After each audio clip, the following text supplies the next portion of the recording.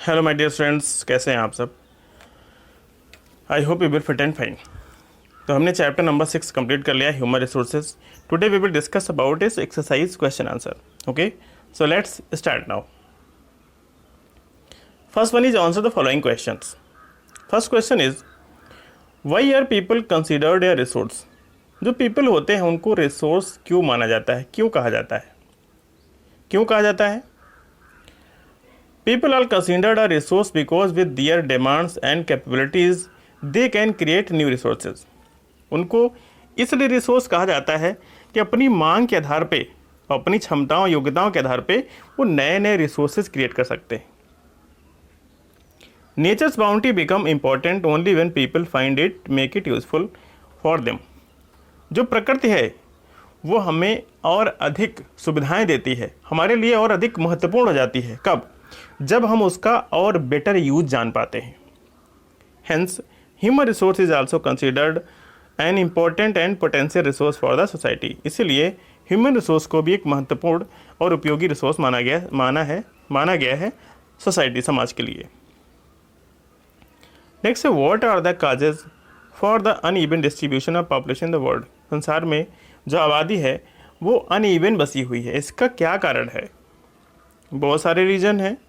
Terrain एक जैसा नहीं है, जो अनइवन है, ठीक है, लैंड फर्टाइल नहीं है, बहुत सारे रीजन हैं।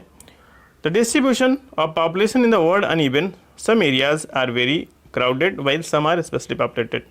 वर्ल्ड में जनसंख्या असमान वितरण है, कुछ बहुत ही घने बसे हुए हैं, कुछ बहुत ही विरल दूर दूर हैं। There are various reasons behind uneven distribution. Uneven distribution के पीछे बहुत सारे रीजन हैं, बहुत सारे कारण हैं।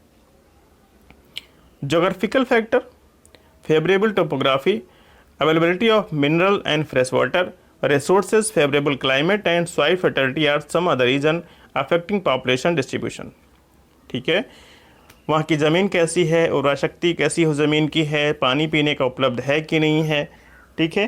तो ये सारे भौगोलिक कारण हैं जो जनसंख्या के वितरण को प्रभावित करते हैं।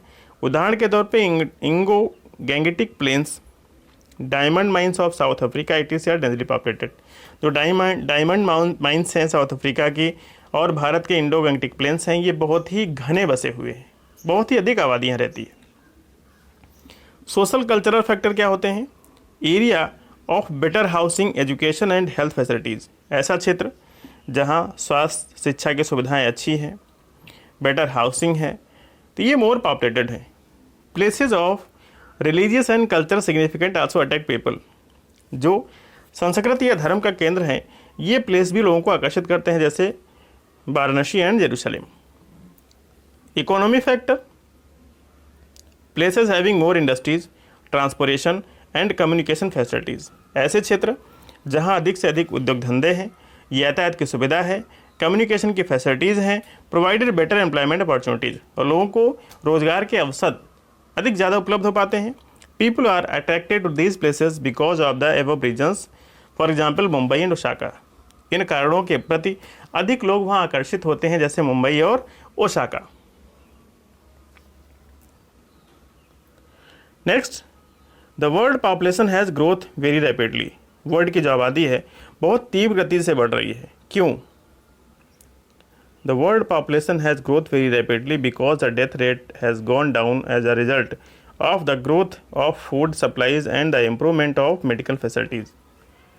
इसका कारण ये है जो डेथ रेशियो है, मृत्यु दर है, बहुत कम हो गई है, स्वास्थ्य की सुविधाएं बढ़ गई है, ठीक है, और फूड सप्लाई बढ़ गई है, उसमें सुधार हुआ है। Also unlike the death rate the birth rate has remained quite high. Death rate की अपेक्षा जो बर्थ रेट है अभी भी थोड़ा ज़्यादा है, अधिक है, इसीलिए जनसंख्या बढ़ रही है बहुत ही तीव्र गति से पूरे वर्ल्ड की। Next question is discuss the role of any two factors influencing population change. कोई दो कारण बताइए जो पॉपुलेशन चेंज को प्रभावित करते हैं। कौन कौन से हैं? The birth rate and the death rate are two factors that influence population change. जन्म दर और मृत्यु दर दो कारक हैं जो पॉपुलेशन चेंज को प्रभावित करते हैं। The birth rate is a number of live birth पर 1000 पीपल। बर्थ रेट का मतलब है पर 1000 पीपल पे कितने बच्चों का जन्म होता है जो जीवित हैं। While the death rate is number of deaths पर 1000 पीपल, और यही पर 1000 पीपल कितने लोग मरे हैं। These are the natural causes of population changes, ये प्राकृतिक कारण है पॉपुलेशन चेंज के। When the birth rate is higher than the death rate, जब जन्म दर मृत्यु दर से अधिक होती है तो जनसंख्या क्या होती है, बढ़ती है। When the death rate is more than birth rate then population decrease, और जब जन्म दर से अधिक मृत्यु दर होती है तो जनसंख्या घटती है। When the two rates are equal, जब दोनों ही रेट समान होते हैं, द पॉपुलेशन रिमेन कॉन्स्टेंट, तो आबादी स्थिर रहती है, न बढ़ती है न घटती है। Thus the birth and deaths are the effect the balance of population, इस प्रकार हम कह सकते हैं जन्म दर और मृत्यु दर जनसंख्या को प्रभावित करते हैं। Next is what is meant by population composition. Population composition से क्या समझते हैं, क्या मतलब है। Population composition refer to the structure of the population. Population composition का मतलब है जो जनसंख्या निवास करती है उसका स्ट्रक्चर कैसा है। Population composition help to know the number of male female, जो पॉपुलेशन है उसमें महिलाओं की संख्या कितनी है, पुरुषों की संख्या कितनी है, उनका एज ग्रुप कितना है, पढ़े लिखे हैं नहीं पढ़े लिखे हैं, उनका व्यवसाय क्या है, उनकी आय का स्तर क्या है, उनकी स्वास्थ्य की सुविधाएं क्या है। ये सब किस में आता है, पॉपुलेशन स्ट्रक्चर में आता है, यह पॉपुलेशन कंपोजिशन जिसको कहते हैं। Next is what are population pyramids. Population pyramids क्या होते हैं, how do they help in understanding about the population of a country. किसी भी देश की पॉपुलेशन को जानने में कैसे हेल्प करते हैं।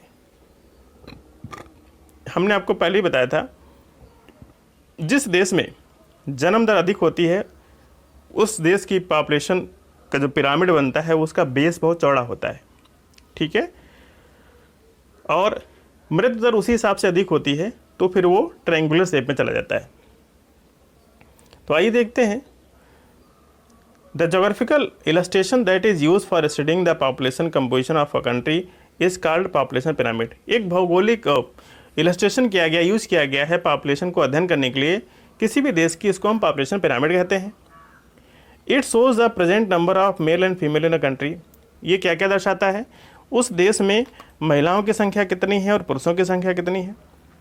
Along with their age group, उनकी एज का ग्रुप क्या है, किस एज किससे बिलोंग करते हैं। The age group distribution of population tells us the number of dependents and the number of economically active individual present in the population. ठीक है, उनका डिस्ट्रीब्यूशन क्या है, वो डिपेंडेंट है, बेरोजगार हैं, आर्थिक रूप से एक्टिव हैं या नहीं। तो ये जो जनसंख्या किसी भी देश की होती है तो उनके बारे में इतनी सारी जानकारी हम पिरामिड के थ्रू जुटा पाते हैं। Next is tick the correct option. Which does the term population distribution refer to. How population in a specified area change over time, या the number of people who die in a relation to the number of people born in a specified area, या the way in which people are spread across a given area। ठीक है, कह which does the terms population distribution refer to। population distribution से आप क्या समझते हैं, तो इसका मतलब है the way in which people are spread across the given area, particular क्षेत्र में लोग कहाँ कितने फैले हुए हैं, इसका मतलब होता है population distribution। next is which are three main factors that causes population changes। कौन कौन से तीन कारण हैं जो जनसंख्या के वितरण को प्रभावित करते हैं, पॉपुलेशन चेंज को प्रभावित करते हैं। तो बर्थ रेट एंड माइग्रेशन, ठीक है, ये कारण हैं मुख्य जो प्रभावित करते हैं। तो ये ऑप्शन है birth, death and migration. In 1990 the world population reached 1999 तक पॉपुलेशन कितनी पहुंच गई, 6 billion. What is population pyramid. अभी हमने बताया ये जोग्राफिकल प्रेजेंटेशन होता है जो हमें वहाँ की आबादी के बारे में दर्शाता है, उनकी उम्र क्या है, उनका सेक्स क्या है, ठीक है, एज ग्रुप क्या है। Next is complete the sentences below using some of the following words. निम्नलिखित वर्ड्स को यूज करते हुए सेंटेंसेस को पूरा कीजिए। पहला है सेंटेंस दिया है एक पैराग्राफ टाइप में, when people are attracted to an area it become, कोई भी जो पीपल होते हैं, लोग होते हैं, किसी भी क्षेत्र की तरफ आकर्षित होते हैं तो ये क्या हो जाता है, इट बिकम डेंसली पॉपुलेटेड, तो ये जो क्षेत्र होता है वो घना बस जाता है। Factors that influence this include, इसको कौन कौन से फैक्टर प्रभावित करते हैं, इसमें क्या क्या चीज़ें शामिल हैं। Favourable climate, okay, good supplies of natural resources and fertile land, ठीक है। तो इसको आप इस प्रकार पूरा कर सकते हैं ऊपर दिए हुए शब्दों की सहायता से। तो इस प्रकार आपकी एक्सरसाइज पूरी होती है, आपका चैप्टर नंबर 6 कंप्लीट होता है। आपको इसको फिर नोटबुक पे करना है और लर्न भी करना है। I hope you will do so. Till then okay, bye bye.